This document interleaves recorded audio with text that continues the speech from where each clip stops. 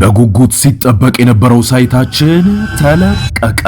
የትላልቅ ንግዶች መነሻ በሆነችው ተክለ ሃይማኖት ዘመናዊ ዱባይ ስታንዳርድ ሞል በአንድ ዓመት ጊዜ ውስጥ ተረክበው ወደ ስራ የሚገቡበትን ከ25 ካሬ ሜትር ጀምሮ ከበቂ የመኪና ማቆሚያ ጋር ከግራውንድ ፍሎር እስከ 3ኛ ፎቅ ድረስ ለመኪና መለዋወጫ፣ ለኤሌክትሮኒክስ፣ ለስቶር፣ ለካፍቴሪያ ሁሉንም እንደ ምርጫው ነግዶ ለማትረፍ ገዝቶ ለማከራየት ሱቅ ከነገበያው አቅርበንሎታል። እንዲሁም ፒያሳ ወዳጅነት ፓርክ ፊት ለፊት ባለ 1 መኝታ በ3.6 ሚሊዮን ብር፣ ባለ 2 መኝታ በ5.8 ሚሊዮን ብር ሙሉ ክፍያ በመሸጥ ላይ እንገኛለን። ለበለጠ መረጃ ከታች ባለው ስልክ ይደውሉ። ሜሪትስ ፕሮፐርቲ። ጤና ይስጥልኝ የተወደዳችሁ የሶሎዳ ሚዲያ አድማጭ ተመልካቾቻችን እንዴት አላችሁ? በዛሬው የትንተና ዝግጅታችን ኢትዮጵያን ካለ ወደብ ያስቀረው ጣና ፕለስ ፕሮጀክትንም ያወደመው ህወሓት መራሹ የኢህአዴግ መንግስት የፈጸመው ስህተትን ተከትሎ የጣና ፕለስ ፕሮጀክት ውድመት ታሪክ ዳግም እንዳይደግም ለትውልድ የሚሰጥ ማሳሰቢያ በሚል ርዕስ የዘወትር የሶሎዳ ሚዲያ ቤተሰባችን የሆኑት አቶ ንጋቱ ተፈራ ያሰናዱትን ትንታኔ ወደ እናንተ ይዘንላችሁ ቀርበናል። እስከ ፕሮግራማችን ፍጻሜ ዛሬም እንደወትሮ ሶሎዳ ሚዲያን ሰብስክራይብ፣ ቪዲዮዎቻችን ላይክ ሼር በማድረግ ከኛ ጋር አብራችሁ እንድትቆዩም ከወዲሁ ጋብዛለሁኝ። መልካም ቆይታ። የጣና በለስ ፕሮጀክት ውድመት ታሪክ ዳግም እንዳይደገም ለትውልድ የሚሰጥ ማሳሰቢያ። የጣና በለስ ፕሮጀክት አኩሪ ውጤትና የተከተለው ውድመት። የጣና በለስ ፕሮጀክት ምናልባትም ከዛሬው የአባይ ግድብ ቢበልጥ እንጂ ያነሰ አልነበረም። ከዛሬ 30 ዓመታት በፊት በደርግ መንግስት የተሰራና በሀገራችን ኢኮኖሚ ውስጥ ስር ነቀል ለውጥ ያመጣል የተባለለት ፕሮጀክት ነበረ። ወያኔ ወደ ስልጣን ሲመጣ ካፈረሳቸው ፕሮጀክቶች የመጀመሪያው ማለትም ይቻላል። ፕሮጀክቱ ሙሉ ለሙሉ እንዲወድም ተደርጓል። ልማቱ የተሰራው ግልገል አባይ በሆነው በለስ ወንዝ ላይ በመሆኑ ግብጾች ይንጫጩ እንደነበር ይታወቃል። የግብጽ ተላላኪ የሆነው ወያኔ የተቀበለውን ትዕዛዝ በማውደም ፈጽሞታል። ለዚህ ነው ወያኔ የትግራይም ሆነ በአጠቃላይ የኢትዮጵያ ሕዝብ ጠላት ነው የሚባለው። ኤርትራን አስገንጥሏል፣ ኢትዮጵያን ካለ ወደብ አስቀርቷል፣ ለዘመናት የተገነባውን የኢትዮጵያ ብሔራዊ ሰራዊት አፍርሷል፣ ታላቁን የጣና በለስ ፕሮጀክት አውድሟል። በአንድ ወቅት ሀገራችን ወሮት የነበረው ጣሊያን ፕሮጀክቱን በትብብር ሲሰራልን ወያኔ ደግሞ አፍርሶታል። የሀገራችን ጠላት ማን ነው ለሚለው መልሱ ግልጽ ነው። የዚህን ፕሮጀክት ትልቅነትና እንዴት እንደተሰራ አምባሳደር ተስፋዬ አብዲ የመጣንበት መንገድ ነፍጥ፣ ፖለቲካና ዲፕሎማሲ በሚለው መጽሐፋቸው በዝርዝር ገልጸውታል። የዚህ ፕሮጀክት ጠንሳሽም ጨራሽም ከነበሩት መሪዎች አንድ ነበሩ። ለታሪክ ዳግም ስለ ፕሮጀክቱ ለማያውቁት ለማሳወቅም በከፊል እንሆ። የአንድን ሀገር ታሪክና ያለፉ ክስተቶችን ወደ ኋላ መለስ ብሎ ማየትና መሰነድ ቀጣዩ ትውልድ ስህተቶችን እንዳይደግም ለማስተማርና የሀገርን ቅርስ በንቃት እንዲጠብቅ ለማድረግ እጅግ አስፈላጊ ነው። ሀገራችን ኢትዮጵያ ከድህነት አረንቋ ለመውጣትና ዜጎቿን ለማልማት በርካታ ጥረቶችን ስታደርግ ቆይታለች። ከነዚህም መካከል በቅርቡ ከተገነባው ታላቁ የኢትዮጵያ ህዳሴ ግድብ ጋር የሚስተካከል ግዙፍ ወጪ የወጣበትና ታላቅ ራዕይ የነበረው የጣና በለስ ፕሮጀክት ግንባር ቀደሙ ነበር። የፕሮጀክቱ ግዙፍነትና ሀገራዊ ፋይዳ።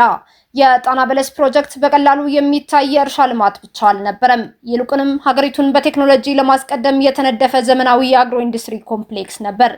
ከጣሊያን መንግስት ጋር በተደረገው ጠንካራ ትብብርና የቴክኖሎጂ ሽግግር ውጥን መሰረት መሬቱ ወደ ለም ምድርነት ተቀይሮ አስደናቂ ተግባራት ተከናውነውበታል። 80 ሺህ የተጎዱ ችግረኞችና ለመኖር ምንም ያልነበራቸው ግለሰቦች ለሰው ልጅና ቤተሰብ የሚያስፈልግ መሰረታዊ ነገር የተሟላለት የማህበረሰብ አባላት ሆነው እንዲሰፍሩና ፕሮጀክቱ እንዲመሰረት ሆነ። ይህ ማህበረሰብ ዘመናዊ ፍላጎትም እንዲሟላለት ተደርጎና ለሌላም የኢትዮጵያ አካባቢ ፕሮጀክቱ ፓይለት እንዲሆን ተቀረጸ። 49 መንደሮችም ተቋቋሙ። ለሁሉም መንደሮች በሸክላ የተገነባ ትልቅ ክሊኒክ ተገነባ። አንድ አጠቃላይ 140 ህመምተኛ የሚይዝ ሆስፒታልም ተሰራ። ሁሉም ክሊኒኮች የሬዲዮ መገናኛ ተደረገላቸው። በመገናኛው ከዋናው ሆስፒታል ጋርና ከጤና ማዕከሉም ጋር እንዲገናኙ ሆነ። ሆስፒታሉ የራሱ ላብራቶሪ፣ ኤክስሬይ፣ ቀዶ ጥገና፣ የወሊድ አገልግሎትና የህፃን አገልግሎት እንዲኖረው ተደረገ። በዋናው ከተማ ወይም ዋናው መንደር ውስጥ የቧንቧ ወይም የፕላስቲክ ፒቪሲ ማምረቻ ፋብሪካም ተቋቋመ። ከተማው በፕሮጀክቱ ተቋራጭ ኃላፊ በሲኞር ሲሞኒ ሳሊኒ ሚስት በወይዘሮ አልማዝ አየለ ስም አልሙ ተሙን ወይም አልሙ ከተማ ተብሎ ተሰየመ። በዚህ መንደርና በሌላውም ቦታ ሁሉ ብዙ ፕሮጀክቶች ተሰሩ። ዋናው የቧንቧ ፒቪሲ ፋብሪካም በአመት 400 ቶን ወይም በወር ከ100 እስከ 400 ኪሎ ሜትር ስፋት ያለው ቦታ የሚሸፍን ቧንቧ የሚያመርትና 6 ኪሎ ሜትር ርቀት የሚረዝም የማምረቻ ተቋምም ተሰራ። 30 የኢትዮጵያ ቴክኒሻኖች ሰልጥነውንም ይህንን የቧንቧ ፋብሪካ ያንቀሳቅሱት ጀመር። 50,000 ሊትር መያዝ የሚችልም የፋይበር ግላስ የውሃ ማቆሪያ ታንክ ተሰራ። 10,000 ሜትር ስኩዌር ስፋት ያለው ማዕከላዊ የምርት ማከማቻ መጋዘን በአልሙ ከተማ ተገነባ። የእርሻ ምርት ውጤት ማቀነባበሪያ ፋብሪካም ተገንብቶ የሩዝና የሶያ ውጤት ማዘጋጀት ተጀመረ። የሶያ ወተት ማለትም ሶያ ሚልክ የሩዝ ፓዲ ሰራም ጀመረ። 4 ቶን የሩዝ ፓዲ የሚፈጭ የሩዝ ወፍጮ ተቋቋመ። የማድረቂያና የማበጠሪያ ፋብሪካ ተተከለ። የሶያ ወተት ወይም የሶያ ሚልክ ፋብሪካ ተገንብቶ 14,000 ቶን ሶያ ሚልክ በቀን ማምረትም ተቻለ። በዚህም የመንደሩ 12,500 ህጻናትና ታማሚ ሽማግሌዎችን ፍጆታ ሟላ። 1.8 ቶን በሰዓት ምርጥ ዘር ለመልቀም የሚችል ዝግጅት ተጠናቀቀ።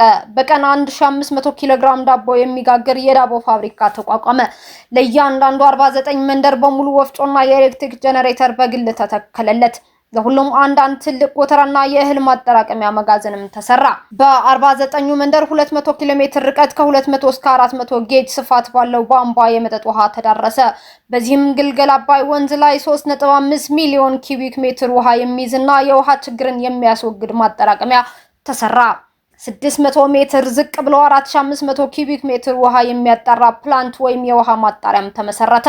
ለመስኖ ልማት 22,000 ኪዩቢክ ሜትር የሚይዝ ጠለፋ በግንብ ተሰራ። 195 ኪሎ ሜትር ዋና መንገድና 24 ኪሎ ሜትር አገናኝ መንገዶች ተሰሩ። ከዚህ ውስጥ 65 ኪሎ ሜትሩ በተፈጨ ድንጋይ ተነጠፈ። በወር 20,000 ኪዩቢክ ሜትር ድንጋይ የሚፈጭ የድንጋይ መፍጫ ፋብሪካ ተሰራ። 27 የብረት ድልድዮች ተሰሩ። ክረምትና በጋ የሚሰራ 1900 ሜትር ርዝመትና 30 ሜትር ስፋት ያለው የአየር ማረፊያ ከተማ መካከል ላይ ተሰራ። የመቆጣጠሪያ ማማና አቅጣጫ ቢኮንም ተተከለለት። ቢሮና የሻንጣ ማውረጃም ተበጀለት። አጥርና የፓርኪንግ አካባቢም ተሰርቶ ተሟላ። ግላስ ፋብሪካው እያንዳንዳቸው ትልቅ የፈረስ ጉልበት ሞተር ያላቸው 42 የአሳ ማጥመጃ ጀልባዎች ተሰሩ። በአሳ ማጥመጃ ጀልባዎቹ ላይም አስፈላጊ የአሳ ማጥመጃ መሳሪያዎች ተሟልቶ በዚህም የአካባቢውን የአሳ ፍላጎት ማሟላትና ለወደፊትም የገበያ ምርት ዝግጅት ተደረገ። በሬ፣ ላም፣ ፍየል፣ የዶሮ ምርት ሁሉም አይነት የሆኑ እንስሳት 15,000 ፍየሎች ተረቡ። 100,000 ዶሮ በአመት ለማምረትና መፈልፈያና ሁሉን ያሟላ ዘመናዊ ዶሮ ርቢ ተዘጋጀ። የከብት ሕክምና አስፈላጊ ሆኖ ስለተገኘ የከብት ሕክምና ማዕከል ተሟልቶም ተሰራ። 7 ሚሊዮን የዛፍ ችግኞች በ1500 ሄክታር ላይ መንገዱን ተከትሎና በየመንደሩ ተተከለ። በ1980 ዓ.ም በ23,000 ሄክታር መሬት ላይ 25,000 ቶን በቆሎ፣ ዘንጋዳ፣ ቦለቄ፣ ሽምብራና በዋናነትም ሩዝ ተመረተ። ሱፍ፣ ጥጥና የቃጫ ምርትም ጥሩ ሆነ። ውጤቱ በጠቅላላው ተሳካ። 25,000 የቆርቆሮ ጣሪያና የጭቃ ግድግዳ ያላቸው ቤቶች ተሰሩ። ወባ ለመከላከል እንዲቻል በሚለቀለቀው ጭቃ ውስጥ የወባ መድኃኒት ተደረገለት። አብዛኛው ህይወት በዚያን አካባቢ የሚቀጠፈው በወባ ስለነበረ ይህንን ለማስቀረት የተደረገ ነበር። በተጠናቀቀበት ወቅት 100,000 ለሚጠጉ ኢትዮጵያውያን መኖሪያ አበጀ። በዚህ ለአፍሪካ ጭምር የተግባር ማሳያ የሆነ ፕሮጀክት ተሳክቶ ተገነባ። የጥፋት እጆችና የውድመቱ ሰቆቃ። ይህ ሁሉ ሀብት፣ ድካምና የሀገር ተስፋ ግን የፖለቲካ ስርዓት ለውጥን ተከትሎ በአሳዛኝ ሁኔታ ሊቀለበስ ችሏል። መንግስት ሲቀየር ህወሓት ይህንን ግዙፍ የህዝብ ሀብት ያለ ርህራሄ ሙሉ በሙሉ አውድሞታል። የተሰከሉትን ፋብሪካዎች፣ የተገነቡትን መሰረተ ልማቶችና የዜጎችን ተስፋ ነቅሎ በመዝረፍና በማፍረስ በሀገር ላይ ሊተካ የማይችል ኪሳራ አድርሷል። አምባሳደር ተስፋዬ በመጽሐፋቸው እንደገለጹት ከዚህ ዘግናኝ ውድመት በስተጀርባ የውስጥ ኃይሎች ክፋት ብቻ ሳይሆን የውጭ ጣልቃ ገብነትም ትልቅ ሚና ነበረው ብለዋል። በአባይ ተፋሰስ ላይ የሚሰራን ማንኛውም የልማት ፕሮጀክት በጥርጣሬና በተቃውሞ የሚመለከቱት ግብጾች ይህ በበለስ ወንዝ ማለትም የአባይ ገባር ላይ የተገነባ ፕሮጀክት እንዲከሽፍ የነበራቸው ፍላጎትና ያደረጉት ስውር አስተዋጽኦ ለውድመቱ ተጨማሪ ገፊ ምክንያት ሆነዋል። ለነገው ትውልድ የሚተላለፍ መልእክት። ከዚህ ታሪካዊ ስህተትና የሀብት ውድመት መማር ያለብን ትልቁ ቁም ነገር አለ። የልማት ፕሮጀክቶች፣ ፋብሪካዎችና መሰረተ ልማቶች የመንግስት ሳይሆኑ የህዝብና የሀገር ሀብቶች ናቸው። መንግስታት ይመጣሉ፣ ይሄዳሉ። የሀገር ሀብት ግን ለትውልድ የሚተላለፍ የጋራ አሻራና ቅርስ ነው። አምባሳደር ተስፋዬ አብዲ መጽሐፋቸው ላይ ስለ ፕሮጀክቱ የተሰማቸውን ሀዘን እንደሚከተለው ጽፈዋል። ከአመታት በኋላ የጣና በለስ ፕሮጀክት ግንባታ ተጠናቆ በጥሩ ሁኔታ እየሰራ ያለ የመንግስት ለውጥ ሲደረግ በህወሓት ወያኔ መንግስት ወደመ። ተነቃቅሎም እንደተዘረፈ ሆን ተብሎ መደምሰሱን ስሰማ በሲቃና በእንባ ክፉኛ ነው ያረርኩት። እኮ ለምን ብዙ መዋለ ንዋይ የፈሰሰበት ብዙዎች የተሳተፉበትና የተሳካለት የሀገርና ህዝብ ሀብት እንዲሁም የእድገትና የልማት ፕሮጀክት ማጥፋት ያውም ከድርቅ ሰቆቃ የተረፉትን ለማቋቋም ተብሎ በታሪክ አጋጣሚ ለትውልድ የተሰራ አስደናቂ ፕሮጀክት ህሊና ሊመዝነው በማይችል ክፋት መውደሙ ያስቆጫል። እንደ ጣና በለስ ያለ ለዜጎች ህይወት መታደግ ተብሎ የተሰራን ብሔራዊ ሀብት በፖለቲካዊ ቂም በቀልም ሆነ በውጭ ኃይሎች አሻጥር ማውደም ዳግም በታሪካችን ሊደገም አይገባም። ህዝቡ የራሱን ሀብት በንቃት ሊጠብቅ ታሪኩን ጠንቅቆ ሊያውቅና ለቀጣዩ ትውልድም የሀገርን ንብረት የመጠበቅን አደራ ሊያስተላልፍ ይገባል። ይህንን እውነታ ማወቅና መጪው ትውልድ እንዲያውቀው ማድረግ ሁለተኛ ጥፋት እንዳይመጣ የምንከላከልበት ትልቁ መሳሪያችን ነው። ማስታወሻ፣ ይህ ከዚህ በላይ የቀረበው የፕሮጀክቱ ዝርዝር መረጃ ፕሮጀክቱን ከመጠንሰስ ጀምሮ እስከ ፍጻሜው ድረስ በመከታተል ተግባራዊ ያደረጉት አምባሳደር ተስፋዬ አብዲ በቅርቡ በጻፉት ያለፍንበት መንገድ ነፍጥ፣ ፖለቲካና ዲፕሎማሲ በተሰኘው መጽሐፋቸው ላይ በማስረጃ አስደግፌ ካቀረብኩት ላይ የተወሰደ ነው። የዘወትር የሶሎዳ ሚዲያ ቤተሰባችን አቶ ንጋቱ ተፈራ ሚያዝያ 7 2018 ዓ.ም እንደከተቡት ዝግጅታችንን እዚህ ጋር ጨርሰናል። ውድ የሶሎዳ ሚዲያ ቤተሰቦቻችን እናንተም በሶሎዳ ሚዲያ እንዲተላለፉላችሁ የምትፈልጓቸው ሐሳቦችና ጽሁፎች ካሉ ሶሎዳ ሚዲያ በሩን ከፍቶ ሐሳቦቻችሁንና ጽሁፎቻችሁን ለማጋራት ፍቃደኛ መሆኑን ልናሳውቃችሁ እንወዳለን። በሌላ ዝግጅት እስከምንገናኝ ቸር ቆዩን። ድል ለኢትዮጵያችን። ፈጣሪ ኢትዮጵያና ሕዝቦቿን ይባርክ። ሶሎዳ ሚዲያ